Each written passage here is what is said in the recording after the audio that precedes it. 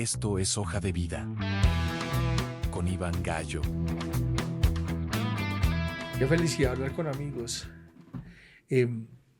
¿Cómo termina una escritora metida en este rollo de la política? ¿No te da mucha mamera?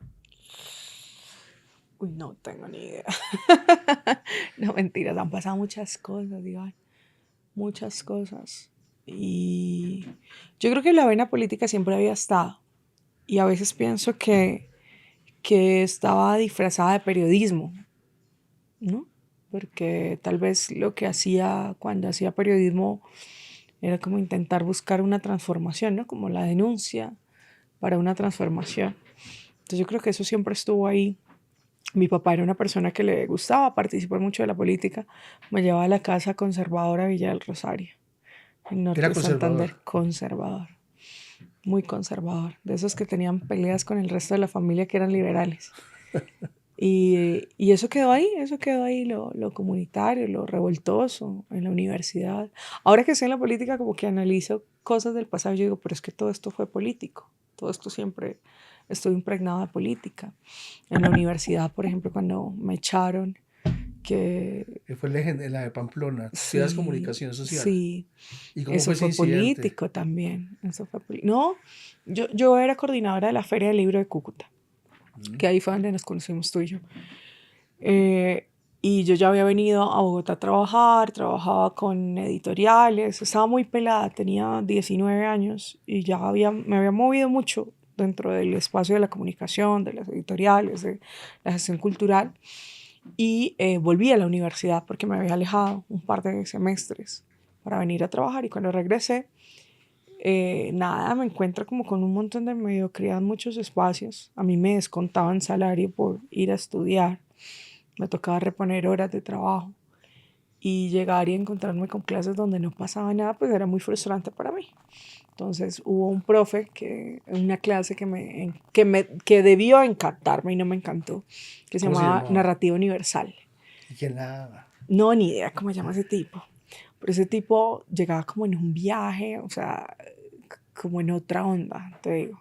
¿Pero Y qué, empezaba, trabado, yo creo que borracho? trabajado, yo pues no puedo decir porque no sé si era cierto, pero yo lo veía como trabado, como elevado ahí, echando chistes, y creo que eran 4 horas seguidas de clase, echando chistes, hablando huevonadas, y yo esperaba mucho de esa materia. Yo quería estudiar también literatura y quería irme a Argentina a estudiar edición de textos y no sé qué, y para mí era muy importante esa materia, entonces no encontraba nada yo ahí. Y me paré en una clase y le dije, profe, ¿cuándo va a parar el stand-up comedy? Iba a empezar a dictar clase. Claro, no eran las formas, total. ¿Y los alumnos qué posición tuvieron? ¿Lambones con el profesor o te Sí, apoyaron? no, solo me apoyó uno y hoy trabaja conmigo. Ah, bueno, Hoy está contratado en mi equipo.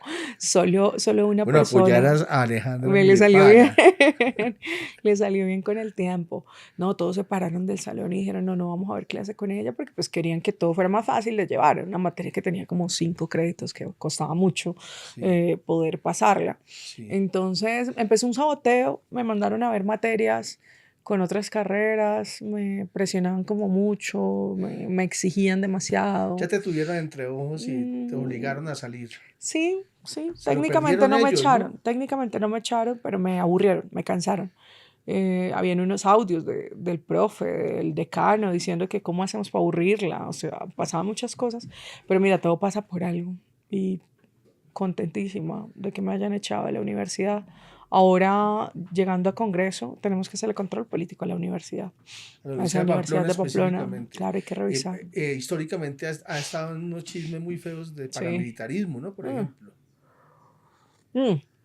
Hay situaciones sobre la universidad en el mismo municipio de Pamplona, ¿no? Que los mismos pamploneses no pueden matricularse en la universidad. Es una universidad que está ahí, que existe, que tiene una inversión bastante amplia, pero que no le deja nada al municipio. No permite que sus jóvenes estudien allá. Y hay muchas cosas por revisar ahí, pero eso sí nos toca entrar más a detalle con pruebas y cómo corresponde con las denuncias y el control político preciso y muy serio, por supuesto. Tú tuviste un incidente en Cúcuta muy duro. Yo te llevo a ti 15 años, no sabía además. Pero tú inspiraste a mucha gente a escribir sobre Cúcuta. Porque la primera persona que escribió algo muy duro sobre Cúcuta fuiste tú. Háblanos de ese artículo y las repercusiones que tuvo para bien y para mal, que es el cucuteño promedio, que es, uno se llama así, ¿no? El Ujú. cucuteño promedio. ¿Por qué escribes esto y cuántos años tenías tú? Mira que ese artículo, a veces me llaman estudiantes de comunicación que les mandan a estudiar el bendito artículo todavía. Eso fue muy curioso. Pues bueno, yo había empezado a escribir para revistas Ojo, estaba muy peladita. Y yo escribía de lo que yo vivía, de lo Pero que tú ya eras estaba directora ahí. de la Feria de Cúcuta cuando escribes eso. ¿Eso fue 2013, No sé, 2012? yo creo, puede ser, sí, O sea, o tú antes. eres del 90 y... Yo creo que fue antes, yo soy del 92. Eso es Eso 2012. 2012, 11 o 12 fue. O sea, los Sí, 20. sí, fue por ahí. A ver, yo estaba empezando a escribir sobre mis experiencias. ¿Cuáles eran mis experiencias? Vivir en Villa del Rosario, ver muertos en el andén de mi casa, media calle, aquí, allá, en todas partes, ver a mis amigos en las trochas, ver a mis amigos debajo del puente, Pe- entender las dinámicas del conflicto desde Perdón mi interrumpirte experiencia para de darle un vida. contexto para Ujú, la gente que no conoce Cúcuta. Tú ujú. vivías muy cerca de los hornos crematorios de Juan Frío, por Sí, ejemplo. sí, sí, pues es un corregimiento que queda muy cerca, pero muchas de las personas que eran de mi espacio, de mi ambiente, vecinos, gente de alguna manera cercana con la que crecí, pues terminó desaparecida en esos hornos crematorios. Entonces, mi dinámica era, o sea, lo que yo entendía de cotidianidad era eso. En un momento cuando entré a la universidad, una clase que no me acuerdo el nombre del profesor, un mechudito muy querido, empezó a hablar de conflicto armado. Yo no entendía qué era conflicto armado, yo no sabía qué era. Cuando él explica eso, yo dije, ¿cómo así que mi cotidianidad se llama conflicto armado? Entonces ahí yo hice clic. Yo dije, si esto no está bien, pues vamos a hablarlo, vamos a contarlo. ¿Y qué más? Que yo lo sabía de primera mano, porque yo no me lo sabía porque me lo contaban, ni porque iba a entrevistar a nadie. Yo me lo sabía porque yo lo estaba viviendo ahí inmediatamente. Entonces empecé a contarlo y pasó constantemente que me atacaban y me decían, pero usted por qué habla de lo malo de Cúcuta, pero hable de lo bueno, que es una constante, ¿no? Tapar el sol con un dedo, hable de lo bonito, hable del pastel de garbanzo, hable de no sé qué, hable de no sé qué Siguen en más. eso. Sí, todavía se encuentra una gente así. Entonces a mí eso me generaba mucha frustración porque yo decía como que lo bonito, si es que aquí nos estamos matando todos los días, ¿cuántos muertos? Yo tenía 16 años, administraba una discoteca y yo iba a un entierro diferente cada 8 días. Cada 8 días. O sea, se puso de moda es que usar ropa blanca en los entierros porque antes era la negra. Y Por el pusieron de moda calor. blanca. Yo no sé, eso fue una moda de ese momento. O sea, era tan violento que había moda para ir a Para los ir a los entierros. entierros. Entonces nos tocaba comprar camisas blancas constantemente para no repetirlas en los entierros. Y entonces yo iba muy seguido a entierros de la gente que estaba ahí, que incluso ahorita en campaña me lo quisieron sacar, de que Amaranta Han trabajaba en una discoteca para criminales y no sé qué. Pues es que yo tenía 16 De años, verdad. tenía que trabajar, administrar una discoteca y los clientes pues era gente de la nocturnidad, de la vida nocturna y de lo que sea Villa del Rosario. Yo no podía decirle como, hey, ¿tú qué haces? ¿A qué te dedicas? ¿Entras o no entras? No, allá lo que entraba era pues lo que había en el pueblo, que era mucha gente diferente. Entonces me acuerdo que empezaron a mostrar eso en campaña y yo dije como, están muy desactualizados porque escribí un libro entero donde cuento todos esos detalles Qué relatos de que es frontera, ¿no? Relatos de Frontera.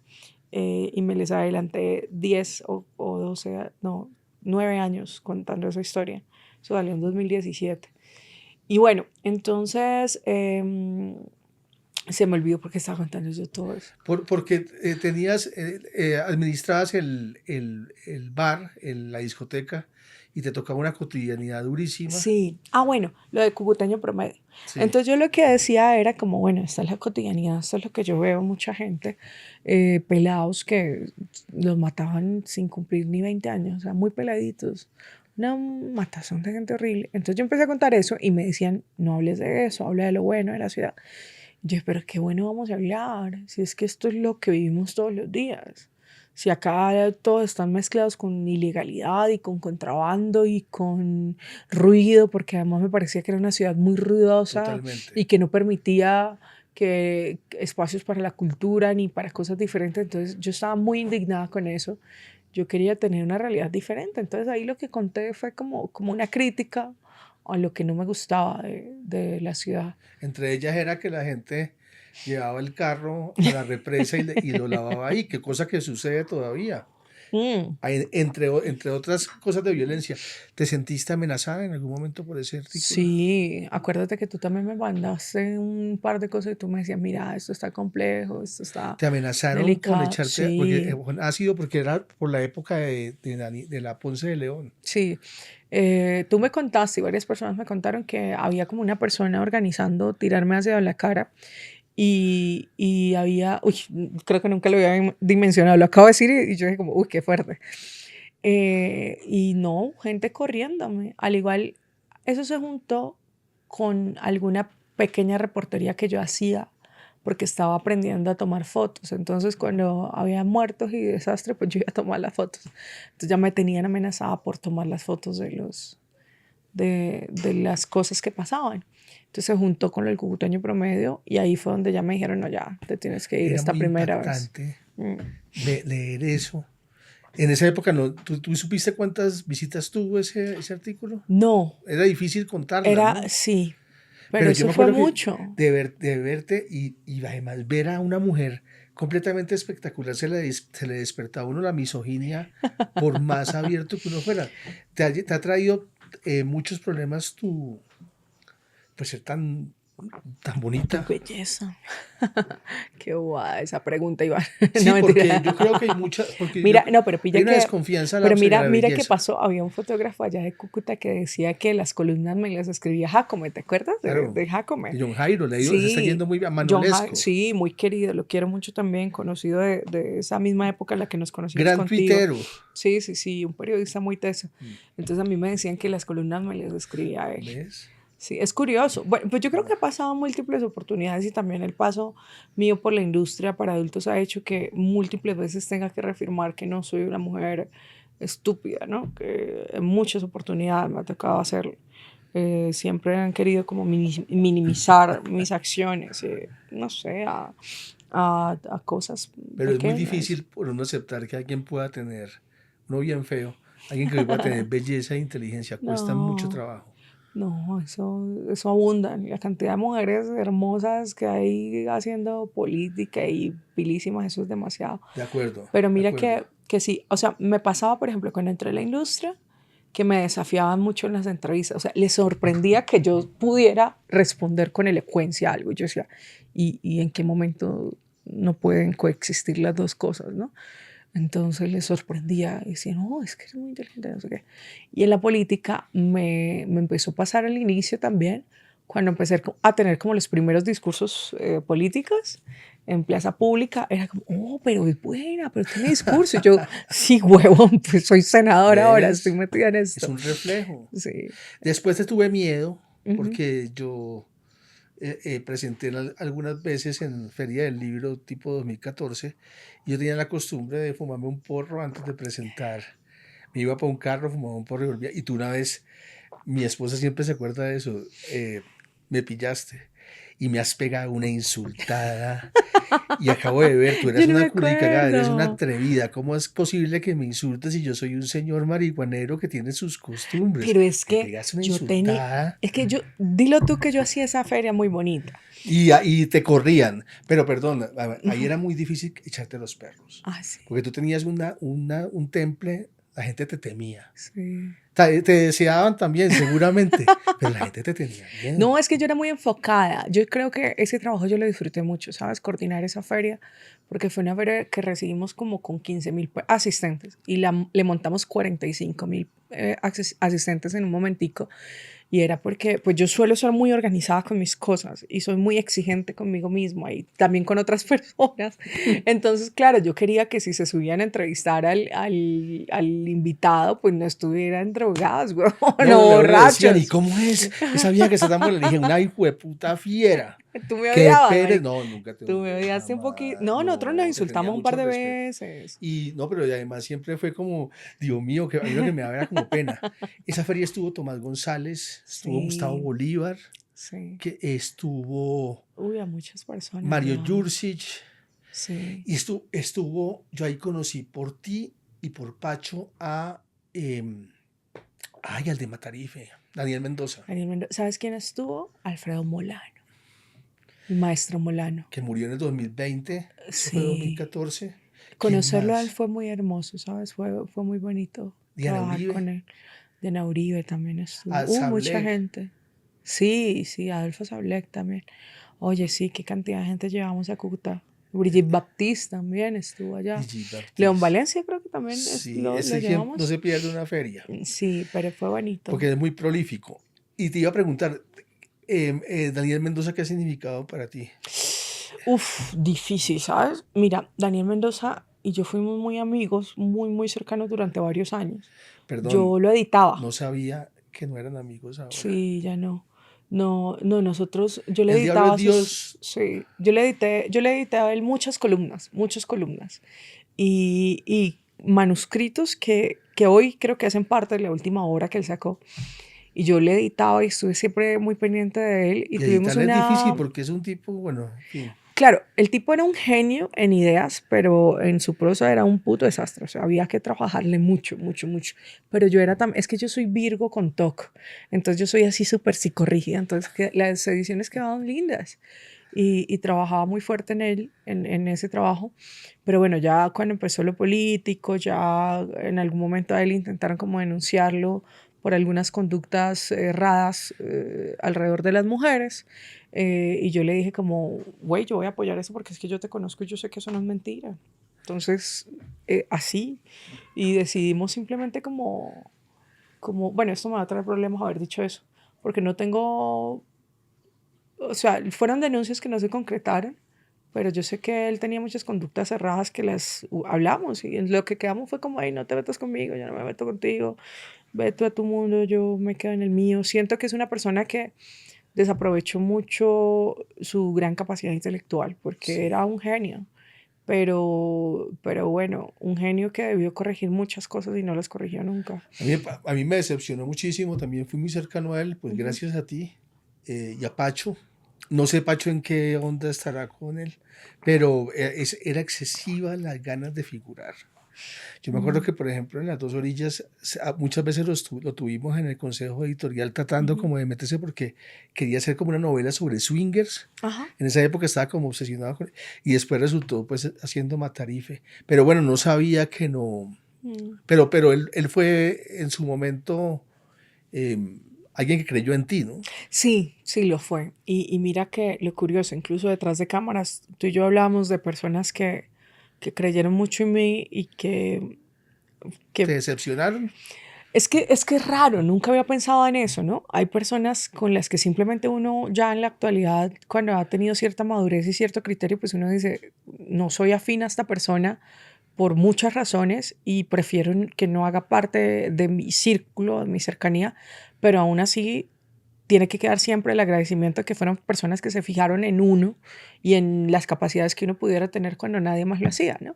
Entonces, eso para mí, pues es importante, pero yo creo que uno puede separar las dos cosas, ¿no? Que quede ese Sí. agradecimiento. A Daniel también le agradezco mucho, él me acompañó mucho en temporadas en las que yo era muy depresiva también y donde conseguir trabajo era tan difícil, ser freelance, no tener, esperar a que las editoriales le pagaran a uno esas cuentas de cobro a cuánto tiempo que Aún había sigue que siendo esperar. difícil.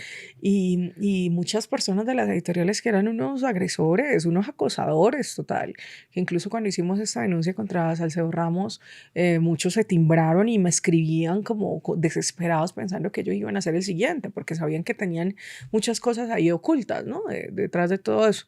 Pero yo puedo reconocer eso y entender que son personas que han cometido muchísimos errores, que afectaron, le hicieron muchísimo daño a muchas mujeres que son agresores, que son acosadores sexuales y ya, y que hoy en día no son personas con las que yo pueda tener alguna cercanía. ¿Qué amigos te quedan de esa época? Mira que nosotros nunca tuvimos un problema a Poquitos. pesar de los No, no, no, polémicos no. que somos. No, nosotros siempre nos hemos querido y yo creo que cada vez que nos encontramos siempre nos saludamos con mucho A mí me da cariño, mucha siempre, alegría. Y siempre. recordamos muchísimo con Mónica una vez ay, que tú hiciste una comida espectacular. Tú tuviste un Sí, sí, restaurante sí, en sí, sí, Chapinero, sí. hiciste una carne deliciosa con Pasta. una pasta y se sentía uno como en casa. Y tú mismo Sí, cocinabas. sí, sí, sí, Se demoró un montón, pero fue riquísimo. Fue un momento sí. lindo. Como un momento lindo para ti fue esa, o tienes malos recuerdos de esa portada de Soho. No, Es Mira que no, lindo. a mí me gustó eso, yo lo disfruté mucho. Mira, a mí me han cuestionado mucho, incluso los grupos de feministas me atacan demasiado y me dicen que yo debo reconocerme como una víctima de explotación, Sí.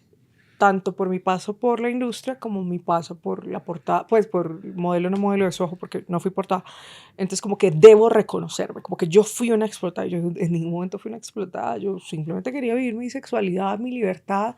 Para mí la desnudez no tenía una malicia, ¿sabes? A mí la desnudez siempre me pareció algo artístico, bonito, que gritaba por todos lados libertad. Para mí eso era lo que gritaba libertad y para mí la libertad ha sido esencial, muy importante toda mi vida. Entonces fue algo que viví con mucha tranquilidad, fue curioso, lo disfruté, un montón de gente me conoció a razón de eso, pero ya también me conocían por escribir en la revista y fue divertido, lo mismo el paso por la industria, fue, por supuesto que hay muchas cosas, muchas inconsistencias dentro de la industria que yo empecé a denunciar y por supuesto que mi historia, que fue en un 70% positiva, no es la historia de otras compañeras donde desde el minuto cero fueron muy violentadas, pero yo lo pasé bien, yo quería vivir esas etapas, yo quería ser libre, desde siempre tenía esa curiosidad por la sexualidad, por la desnudez, por el cuerpo, y me sigue pareciendo hoy bastante ridículo que se tenga que medir el valor de una mujer dependiendo de qué ha hecho con su cuerpo, qué haga con su cuerpo, No, ¿no? eso no hay Que es derecho. sumamente machista, ¿no? Que sigue ocurriendo, lo mismo que hemos dicho siempre. Pero Se además, qué juzga a la bueno, mujer, no al hombre, hiciste etcétera. periodismo de inmersión,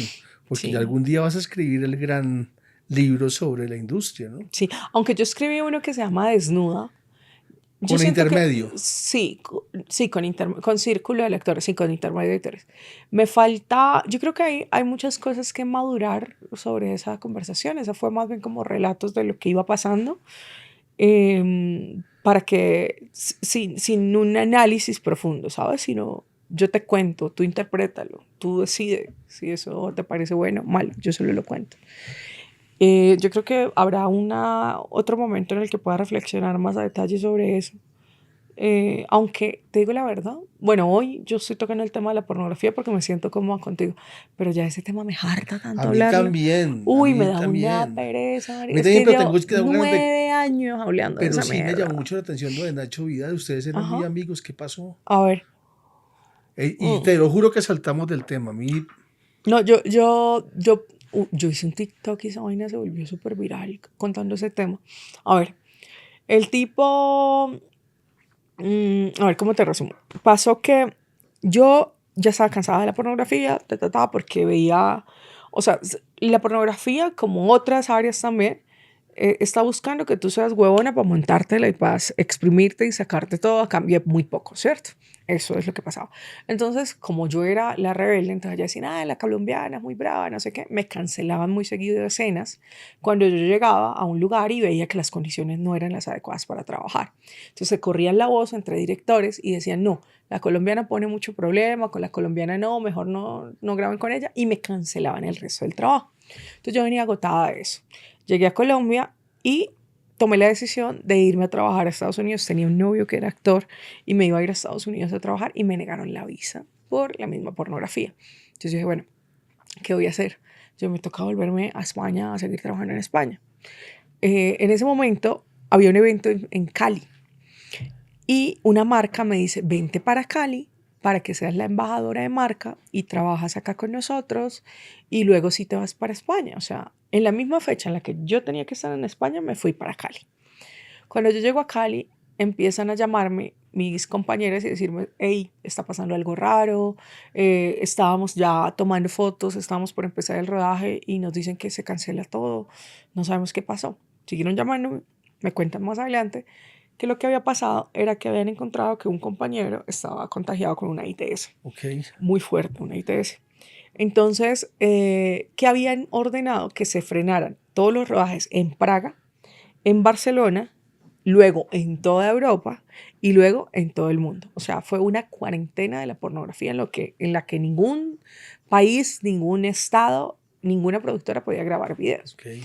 ¿Qué fue lo que pasó? Que este compañero, que es este Nacho, fue quien estaba contagiado. Ay, Yo, puta. perdón que no recuerdo si la palabra, el término correcto es contagiado, infectado, políticamente correcta. Entonces, básicamente, si yo no me hubiese ido a Cali, yo hubiese grabado con él, ¿cierto? Y yo hubiese estado dentro del combo de personas a las que él infectó. El problema no es eso. Yo no quiero alimentar una xerofobia porque pues, el tema del VIH es bastante común.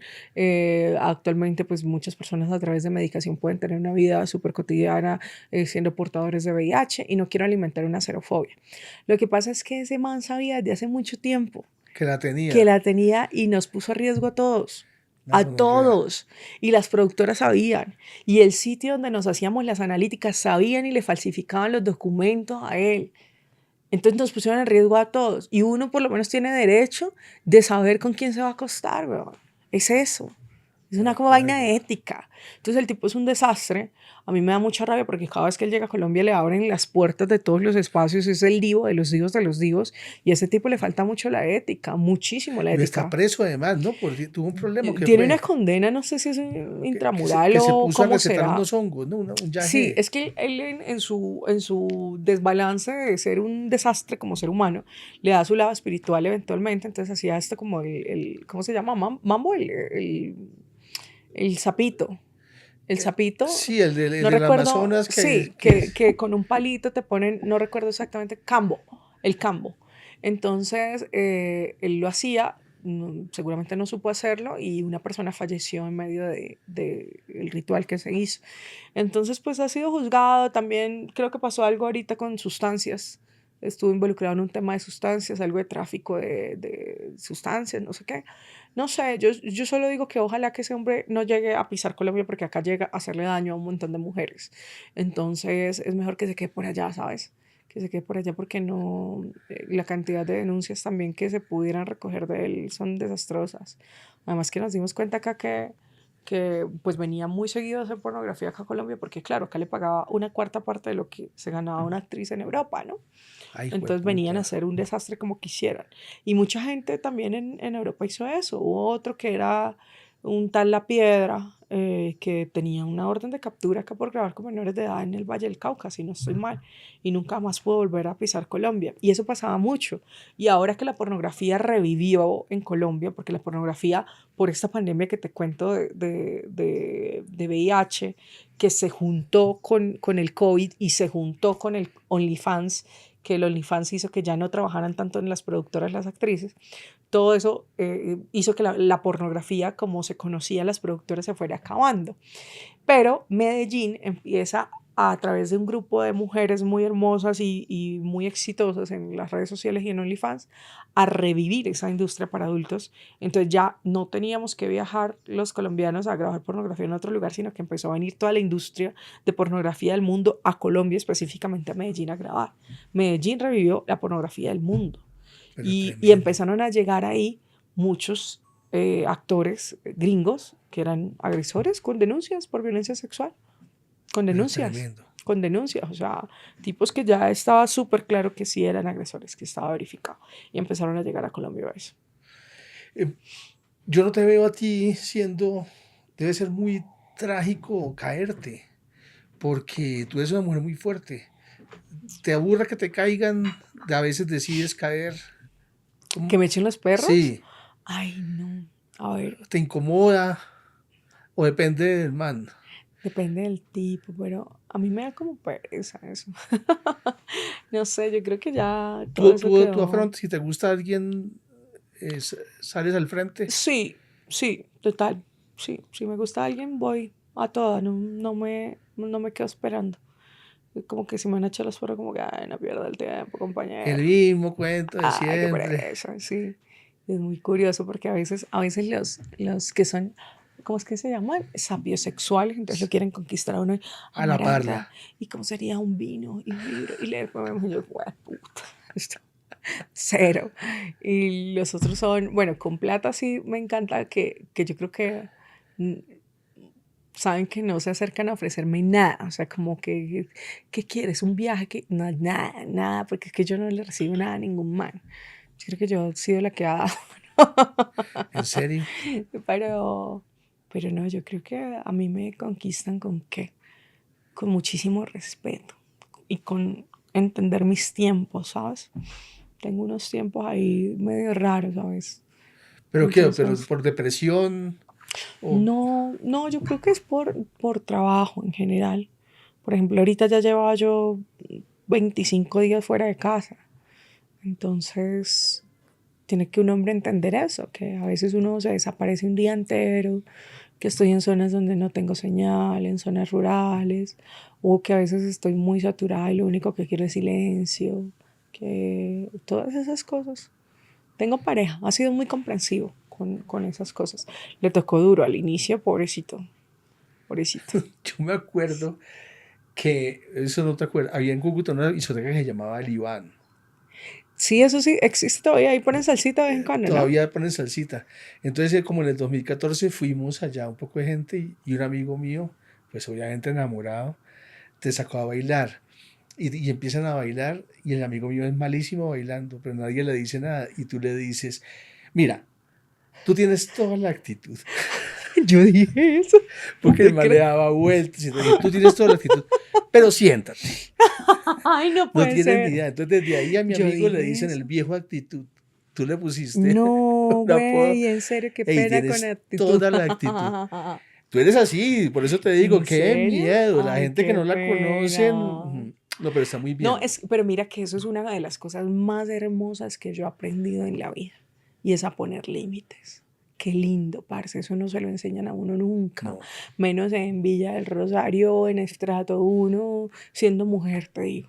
A uno siempre le enseñan a cállese, sea complaciente. Yo sé que esto hace parte de un discurso que es muy reiterativo, pero es cierto, marica. Uno siempre le enseñan a cállese y haga las cosas como los demás por esperan que las educación. haga. Y no, mira, para mí algo muy hermoso ha sido poner límites.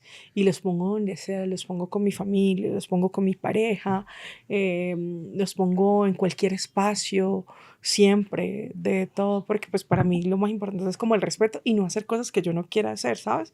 Porque cuando hago cosas que no quiero hacer, entonces luego llego a la casa a echarme dolor de cabeza y yo como, pero yo no quería hacer eso, ¿por qué lo hice? Entonces yo aprendí a poner límites y decir no. Entonces mira, me iba a quedar yo ahí bailando con un man que no sabía No, el bailar. mal no podría. Prefiero decirle que Y no. nosotros escuchamos además. No, yo nunca, no se lo he sacado todavía. Ay, No sé. no, qué horror. Yo no, qué pecadito. ¿Qué estás leyendo? Me compré un Kindle nuevo para leer exclusivamente a Jacobo Greenberg, Ok. este hombre mexicano. Estoy leyendo La conciencia del ser. ¿Esto qué es? ¿Filosofía? Eso es como, pues es un tipo que era científico que empezó a investigar sobre lo popular también, ¿no? Hay una historia muy cercana que lo mezcla con Paquita, que era como una huesera Pues eres como una mexicana, como bruja. santero, sí, como Sí. santero, sí, santero no es la palabra, sí, como un curador popular, ¿sabes? Entonces la señora lo que hacía era que les hacía operaciones a las personas con sus manos y con un cuchillo y les cambiaba órganos y no sé qué. Y este hombre, Jacobo Greenberg, empezó a través de ella como a revisar qué había de ciencia y de místico en la cultura popular. Y ese hombre se escribió un montón de libros. Hay muchas historias alrededor de él porque desapareció. Ok. No, no se sabe qué pasó, entonces hay múltiples teorías, ¿no? Los ovnis lo abdujeron, que se desapareció, que se desintegró y se fundió con el medio ambiente y con las montañas. Hay de todo. Pero hay evidencia de que existió. No es como Claro, Castaneda. claro, él era decano de ciencia de no sé qué en la Universidad Nacional de México. Es Caramba. un tipo, y hay mucha información sobre él en la internet, pero no había logrado encontrar los libros puntuales. Entonces, mira que es muy curioso lo que empecé a leer que se llama como ¿cómo es? La conciencia del ser, y es donde habla de la meditación como a un nivel de profundidad tan, tan, tan profundo, valga la redundancia, que le permitía hablar a él como con el ambiente, ¿sabes? Como con las montañas, como con el agua, el viento, y todo eso muy fundamentado en la ciencia. Eso es pura lectura pa' loquitos, te digo, pa' loquitos, y mi novio apenas vio que estaba leyendo eso, me dijo, ¿tú crees que eso te hace bien? Pero desde hace mucho rato tenía curiosidad por eso y bueno, me interesa Te mucho ese enganchó. tema, sí, bastante. A veces yo debo confesar que yo he sido muy mala lectora porque a mí un libro no me agarra y mira, yo soy la cantidad de libros sin terminar. Pero Borges dice eso, que si no te gusta Sí, un libro, abandónalo. mira, yo suelto. Sienta, tienes mucha actitud, le dices Mm. al libro, mira, tú tienes toda la actitud, pero te cierro. Pero eso no es lo tuyo. Eso no es lo O tuyo, tú no no me vas conmigo. enganchaste. Sí, Sí, muy bien. sí, sí. Y Entonces así hay que ser esa. también con la gente. Sí, tal cual. Yo también tengo un poco de gente que lo cerré. Sí, exacto. Y la vida es eso, Ujú, ¿no? Cerrar libros o terminarlos. ujú. ¿Qué música escuchas? Estaba escuchando demasiada salsa, muchísima salsa, de todo tipo de salsa, pero ahorita paré y no estoy escuchando nada, ¿sabes? Quiero sacar tiempo de buscar como bandas que me gusten, pero demasiada salsa escuché, muchísima. Me gusta la música clásica, me gusta bastante. Y bueno,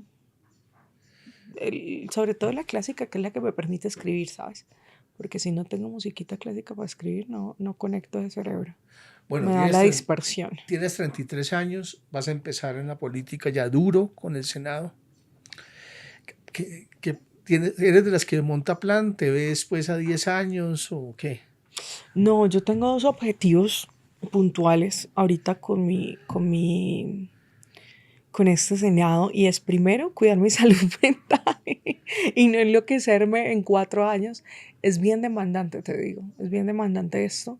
A veces siento que cuando uno está haciendo el trabajo bien hecho y me quiero permitirme echarme las flores de decir que lo estoy haciendo bien hecho porque me he ido a recorrer territorio full, a sentarme a escuchar a la gente mucho. Cuando uno hace eso, se sobrecarga bastante porque las necesidades del país entero, de las mujeres, de las diversidades, de los campesinos, son demasiadas. Y uno mira cómo puede ayudar uno desde el espacio que uno está haciendo y que está en las manos de uno, ¿no? Y eso se le come a uno la cabeza constantemente. Y bueno, también que venía trabajando en muchos casos de violencia de género, atendiéndolos con el equipo de trabajo nuestro, y eso lo desborda a uno mucho. Pero tengo el objetivo de lograr estar tranquila, de que siempre me acompañe la sensatez, el respeto por el proceso que estoy haciendo. Y lo segundo es que quiero ser muy buena congresista, ¿sabes? Tengo una meta clara con eso porque son 4 años que se pasan muy rápido. Yo no quiero que se me vaya los días, la cotidianidad en cosas absurdas, en peleas minúsculas, sino que se vaya de verdad en lo grande que tenemos que hacer. Y hay muchos temas por sacar adelante. Hay que echarle un ojo a, primero, la causa que me lleva a mí al Congreso, que son las actividades sexuales pagas, revisar exactamente qué vamos a poder hacer ahí, porque tenemos muchos obstáculos de mucha gente, feministas, abolicionistas, que no están de acuerdo con que se reconozcan muchos de los derechos laborales de trabajadoras sexuales. Tenemos muchos grupos de mujeres trabajadoras sexuales que dicen: yo no quiero ejercer esto, sáquenme de aquí, ¿qué vamos a hacer? Y son grupos desde jovencitas de 19 años hasta adultas mayores de 80 que tenemos, que son a veces los casos que más duelen, ¿no? Ver a mujeres de 80 años que tienen que prestar servicios sexuales porque si no, no hay para el paga diario. Tenemos que hacer un trabajo por las mujeres en general muy fuerte, porque no hay quien legisle para las mujeres. Hay muchas mujeres que se han adherido a otras agendas políticas, a otros intereses políticos, y pues nosotros debemos mantener como el enfoque como corresponde. Por supuesto, a la agenda del partido también tenemos que atenderla. Hay un tema que me encanta, que espero que los días me permitan poder estar ahí para apoyar, y es la reforma agraria. A mí el campo me gusta mucho. Mi mamá es campesina, fue campesina, mi familia es campesina, y a mí me crearon de alguna manera un poquito cerquita al campo, ¿no? En Salazar de las Palmas siempre tuvimos la finquita.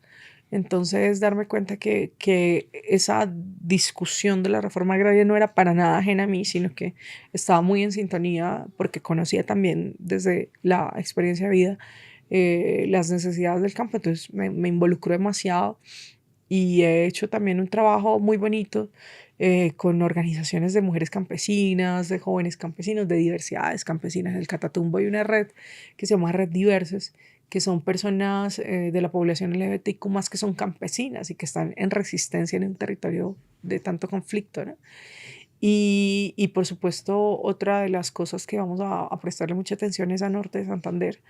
Tú lo sabes, ha sido un departamento históricamente desatendido, con problemáticas numerosas de diferentes niveles, Y bueno, allá hay que echar ojo, hay que hacer control político intenso, hay que hacer una articulación constante y por supuesto una agenda legislativa que obedezca a esas necesidades de ahí.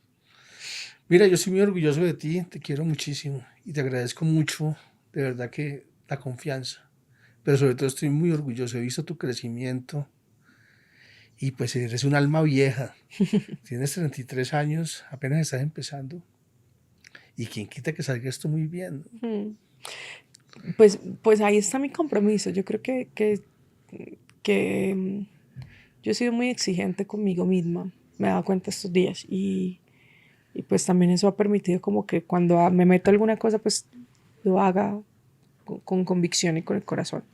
Y aquí en este nuevo reto pues voy a hacerlo lo mejor que pueda. O sea, sepan que ahí está toda mi intención y mantenerme transparente en el proceso, que es muy importante para mí. Y nada, nos veremos en 4 años para sacar el balance de lo que se hizo. No te pregunto ni hablamos de la elección porque esto va a salir después de la elección, pero esperemos que en primera se pueda. Mira, le hemos hecho tanta campaña a Iván Cepeda y muy orgullosos. El proyecto valió la pena, ha valido la pena. Iván Cepeda fue esa gran elección del progresismo, ¿sabes? No nos tocó tragarnos un sapo ahí como de que, ay Dios, ¿a quién nos Como toca con ganar? Petro. No, ay no, Pues, Petro es lo más lindo. Marica, Petro nos abrió las puertas demasiado, demasiado, con sus formas disruptivas, cuestionables, lo que tú quieras. Me encanta que logró calar tanto en la gente y darnos voz a muchas personas, marica. Si no hubiese sido por la paridad, yo no estaría siendo congresista. Si no hubiese sido también por esa oportunidad que él me dio de ingresar al Ministerio de la Igualdad, tampoco hubiese podido llevar como a espacios más políticos y administrativos como lo que ya veníamos haciendo. Y él hizo esa tarea de poder llamarse progresista en un espacio, en un país donde o sea, ser progresista era motivo de que te mataran. es cierto. Y él hizo ese avance, ese abono, y eso no le puede quitar nunca. Entonces, y bueno, y con Iván Cepeda esperemos que todo marche maravilloso. Estoy segura que así va a ser y que el cambio va a profundizar y habemos mucha gente ahí resistiendo y comprometidos con el proyecto. Bueno, ella es Amaranta Han, ella es Alejandro Maña. Alejandro, ya no me gusta Amaranta, ya no quiero que Ya me es digan Alejandro Amaranta. Maña en una de sus vidas, porque has tenido muchas vidas y las que vendrán. Dios, Gracias. a ti, parce. A ti y mi cariño siempre contigo. Nos vemos. Este programa todavía no tiene nombre, pero seguramente cuando salga editado, sí, ya va a tener nombre. Muchas gracias. Esto es Hoja de Vida. Con Iván Gallo.